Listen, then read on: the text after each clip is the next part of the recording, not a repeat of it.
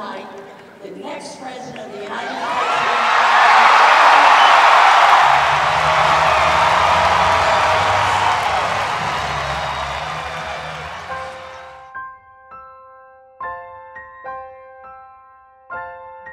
Being raised, reared, and educated in what I call the apartheid South, I could never conceive of America advancing to that stage by this time. Well, I had faith, as Dr. King said, that one day, one day it would happen. I believed it with all my heart, but not during my lifetime. There is a wonderful campaign.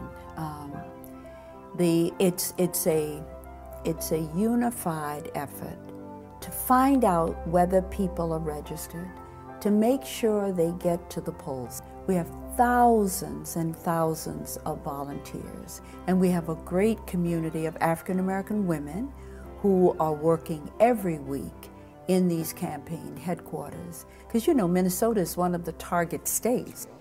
We also have phone banking.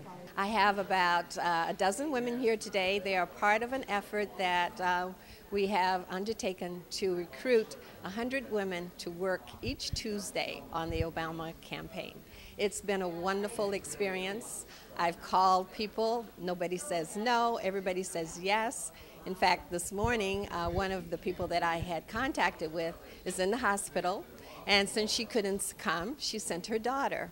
I can remember my parents having a really difficult time in voting because things were put up as hindrances for them.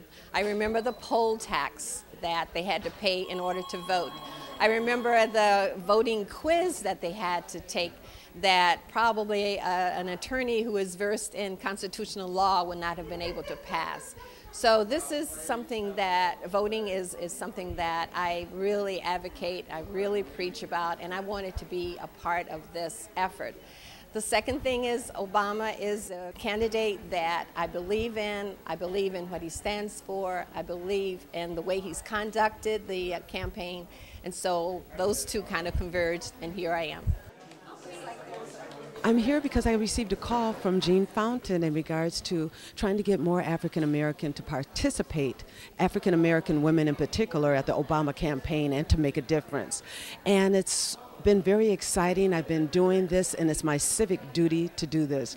My forefathers, they've all never had the opportunity to vote, and to think that we would see something like this in our lifetime, it's just been phenomenal, and it's an honor to be here.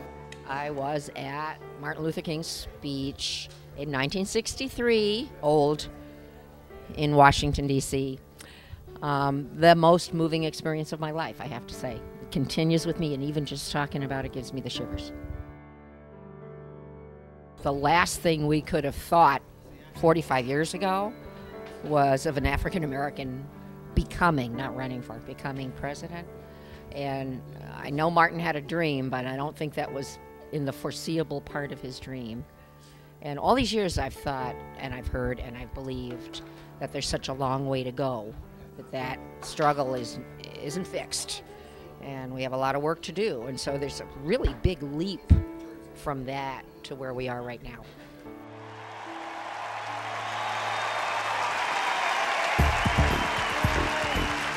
The American people all across the country are standing up and saying, we want something new, we want something different, we want to turn the page, we want to write a new chapter in American history. We are in a defining moment in our history. Our nation is at war. Our planet is in peril. The dream that so many generations fought for feels like it's slowly slipping away. And if we can just join together, get beyond the divisions that separate us and distract us, if we can join our voices together to push back the special interests that have come to dominate our politics and our government, and if we could challenge ourselves to do better, then there was no problem we could not solve, and no destiny we could not fulfill. If we do that, then maybe we will help Dr. King's dream come true. And yes, we can make a difference in our society. And I hope to be able to tell those more than 100 women that I've recruited that on November 5th, I can call and say, thank you for making it happen for Barack Obama, because we are going to win this.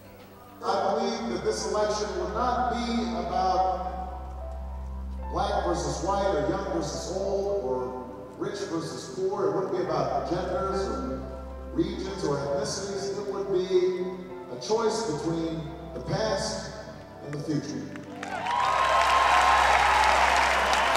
If you are ready for change,